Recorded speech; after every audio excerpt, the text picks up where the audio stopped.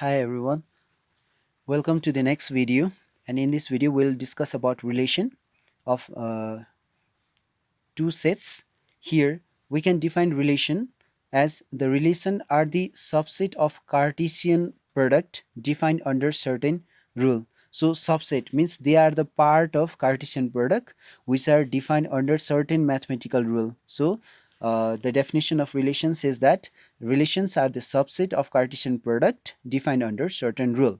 And if you find this definition difficult, you can just say that subset of Cartesian product is a relation. That definition also works. But if you write or define under certain mathematical condition rule, that sounds better. So let us see one example here. Set A, elements of set A are 1, 2 and 3, and elements of set B are 3, 4 and 5. So we can represent this relation from set A to set B in a mapping diagram, or these are also called arrow diagram. So this relation R shows that 1 goes to 3, 2 goes to 4 and 3 goes to 3 is mapped with 5. So this relation we can define as it's 2 less than. So this R indicates R is 2 less than. So here R represents the relation is 2 less than from set A to set B. That means element of set A is 2 less than element of set B. 1 is less than 2, then 3, 2 is less than 2, then 4, and 3 is less than 2, then 5. Yes, so in this way we can represent a relation. And in order pair form, this relation can be indicated as the order pair of 1 comma 3 comma 2 comma 4 and 3 comma 5.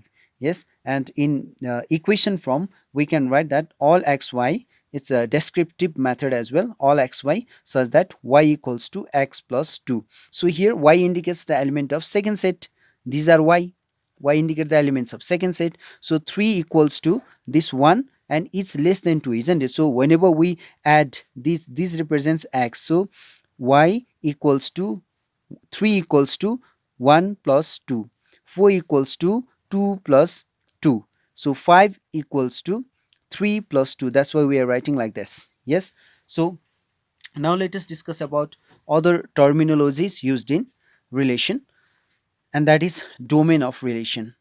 The set of all first element of an ordered pair of a given relation is called domain. So while defining domain and range of relation, you just focus on the ordered pair, not on the mapping diagram. That may confuse you, because if there are certain elements which have not been mapped in mapping diagram, they don't comes under the domain and range of relation. That's why if you see the order pair, then it becomes so clear that, see here in this order pair, 1, 2, 3, these are the first elements of the order pair of this relation. See, 1, 2, 3. So the elements of the set of elements, all elements of the order pair of the relation, they are called the domain of a relation.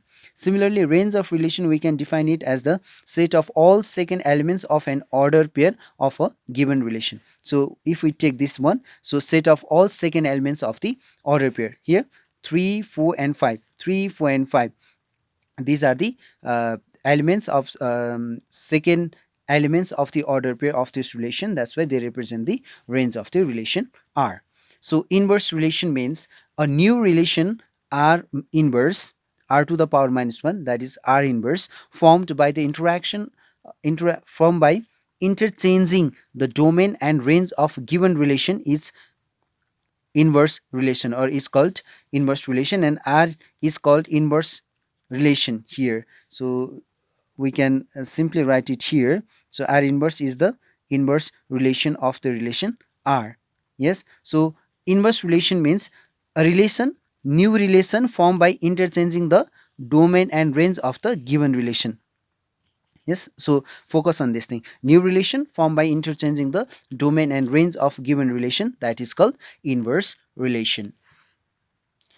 Let us take one example. A relation R is given as D comma C, O comma A and Z comma T. So this is the relation R, and this relation R, domain of relation R is the set of all first element of the order pair of the relation. So D comma O comma G, these are the domain of this relation R, and range of relation we have just defined it as the set of all second elements of a relation. So C comma A comma T, so this represents the range of relation R. And R inverse means inverse relation, means the new relation obtained by interchanging the domain and range of given relation. So interchanging the domain and range of this relation R, we get R inverse. So in place of D comma C, we write C comma D, similarly this and this. So this is how we find the domain and range and inverse relation of a given relation. Now let us talk about this question, and we are going to represent a relation in 5 different ways.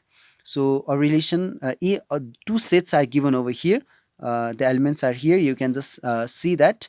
So first of all, we'll be representing this relation from set A to set B, and the relation, we are defining relation Z over here, and the relation says is square of. So the relation is defined from set A to set B. We have to focus this thing. We are defining relation from set A to set B. We have to write the elements of set A first, and then we have to write the element of set B.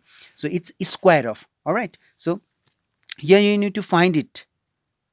Yes, so representing this relation Z from A to B, so this means this indicates that Z is a relation defined from set A to set B, such that here is square of. So A is square of B.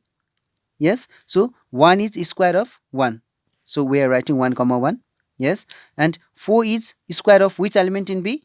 Obviously 2. So we are writing 4 comma 2. 4 is square of 2, and similarly 9 is square of 3, 16 is square of 4, and 25 is square of 5. We are writing only the relation here. See, if it is the case of Cartesian product, then what we have to do? 1 comma 1, 1 comma 2, 1 comma 3, 1 comma 4, 1 comma 5. Similarly 4, 9, 16, 25. We get how many elements? 1, 2, 3, 4, 5. 5 has 25 sets of order pair. We could find it here if that was the Cartesian product of A and B. But here we are writing the relation, isn't it? So relation are defined as the subset of Cartesian product defined under certain rule, and here the rule is square of from set A to set B, and this is the set of order pair.